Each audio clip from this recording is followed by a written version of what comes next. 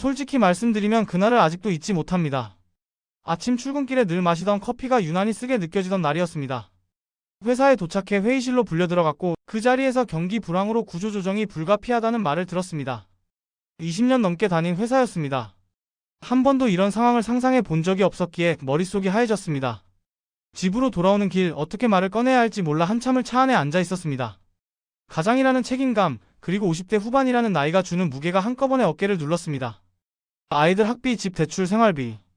머릿속에서 계산기를 아무리 두드려도 답이 나오지 않았습니다. 처음 몇 달은 정말 막막했습니다. 이력서를 내면 연락이 오지 않았고 가끔 면접을 보러 가도 분위기는 비슷했습니다.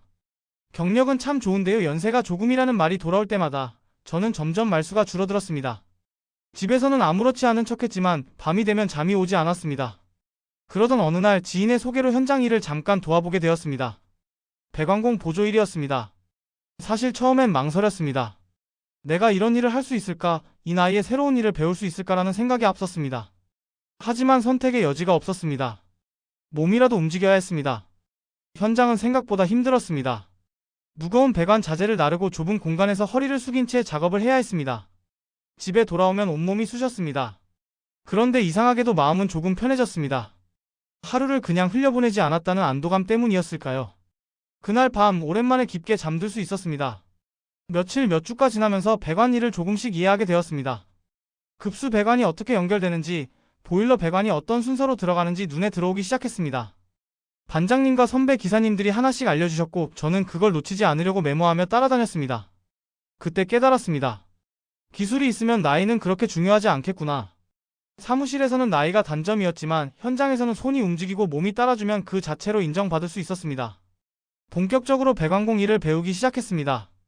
처음엔 자재 나르는 일부터 배관 잡아주는 일, 절단 보조까지 하나하나 해나갔습니다. 퇴근 후에는 집에서 유튜브로 배관 영상을 찾아보며 하루 작업을 복기했습니다. 늦은 나이에 공부하는 게 쉽지는 않았지만 이번만큼은 포기할 수 없었습니다. 특히 기억에 남는 건 보일러 배관 작업이었습니다. 보일러 하나가 제대로 작동하기까지 얼마나 많은 배관이 정확하게 연결되어야 하는지 그 과정 하나하나가 신기했습니다. 어느 순간부터는 이건 제가 해볼게요 라는 말이 입에서 나오기 시작했습니다. 그러다 자연스럽게 배관 용접에도 도전하게 되었습니다. 처음 용접 불꽃을 마주했을 때는 솔직히 겁이 났습니다. 손이 떨려 비드가 고르지 않았고 몇 번이나 다시 작업해야 했습니다. 그래도 선배 기사님들은 기다려주셨습니다. 처음부터 잘하는 사람은 없다는 말이 큰 힘이 되었습니다. 연습을 거듭하면서 조금씩 자신감이 붙었습니다. 어느 날 선배가 제 용접을 보더니 이렇게 말하셨습니다. 이제 현장에 써도 되겠네. 그 말 한마디에 가슴이 먹먹해졌습니다. 그날 집에 돌아와 아내에게 말했습니다. 나 아직 쓸모있는 사람인 것 같아. 아내는 아무 말 없이 웃어주었습니다. 그 웃음이 지금도 잊히지 않습니다. 기술이 어느 정도 쌓이자 다시 취업을 알아보기 시작했습니다. 예전처럼 막연하게 구직 사이트를 뒤지는 게 아니라 배관공과 설비, 용접 같은 기술직 중심의 구인 정보를 찾았습니다. 그 과정에서 여러 전문 구인 사이트를 알게 되었고 현장 중심의 채용 공고들을 접할 수 있었습니다. 지원서를 넣고 면접을 보러 다니면서 느낀 점이 하나 있었습니다. 이곳에서는 나이보다 무엇을 할 수 있느냐를 더 중요하게 본다는 것이었습니다. 보일러 배관 경험, 배관 용접 가능 여부, 현장 적응력 같은 질문들이 이어졌습니다. 오랜만에 면접 자리에서 당당하게 제 이야기를 할 수 있었습니다. 결국 한 설비 전문 업체에서 연락이 왔습니다. 병원과 대형 건물 위주의 현장이었고 보일러 배관과 기계실 배관, 간단한 용접 작업을 함께 맡는 자리였습니다. 오래 같이 일할 사람을 찾고 있다는 말이 마음에 남았습니다. 그 말 한마디로 충분했습니다. 다시 일을 시작하고 첫 월급을 받던 날 통장을 한참 바라봤습니다. 금액 때문이 아니었습니다. 다시 가장으로 돌아왔다는 사실이 믿기지 않았습니다. 그날 저녁 가족들과 소박하게 식사를 했습니다. 아이들은 아무 말 하지 않았지만 표정만으로도 모든 걸 느낄 수 있었습니다. 지금 저는 현장에서 중간 역할을 맡고 있습니다.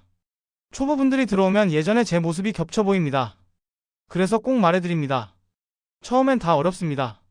그런데 기술은 배신하지 않습니다. 나이가 많다고 주저하시는 분들께도 이야기합니다. 손이 기억하면 계속 일할 수 있습니다. 돌이켜보면 실직은 제 인생에서 가장 힘든 시간이었지만 동시에 새로운 길을 열어준 계기였습니다. 배관공이라는 기술, 보일러 배관과 배관 용접이라는 전문성, 그리고 현장에서의 경험이 저를 다시 일으켜 세워주었습니다. 지금 이 이야기를 듣고 계신 분들 중에도 막막한 시간을 보내고 계신 분이 계실지도 모르겠습니다. 감히 말씀드리고 싶습니다. 끝난 게 아닙니다. 방향이 바뀌었을 뿐입니다. 기술을 선택하면 다시 시작할 수 있습니다. 저는 그렇게 다시 일어섰고 오늘도 현장에서 땀 흘리며 하루를 살아가고 있습니다. 오늘 이야기 어떠셨습니까? 혹시 지금 비슷한 고민을 하고 계신 분이 있다면 이 이야기가 조금이나마 위로와 용기가 되었으면 좋겠습니다. 나이가 많아서 다시 시작하기 늦었다고 스스로 선을 긋고 계셨다면 꼭 한 번은 이렇게 말씀드리고 싶습니다. 기술은 배신하지 않습니다. 현장은 여전히 사람을 필요로 하고 있습니다. 이런 실제 현장 이야기, 기술로 다시 일어선 사람들의 이야기가 도움이 되셨다면 좋아요 한번 눌러주시고요. 앞으로도 배관공 취업, 기술직 일자리, 중장년 재취업과 같은 현실적인 현장 이야기를 계속 전해드릴 예정이니 구독도 꼭 눌러주시기 바랍니다. 그리고 알림 설정까지 해두시면 새로운 취업 이야기, 현장 경험담이 올라올 때 놓치지 않고 바로 만나보실 수 있습니다.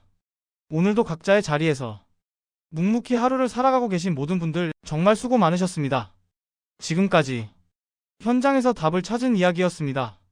감사합니다.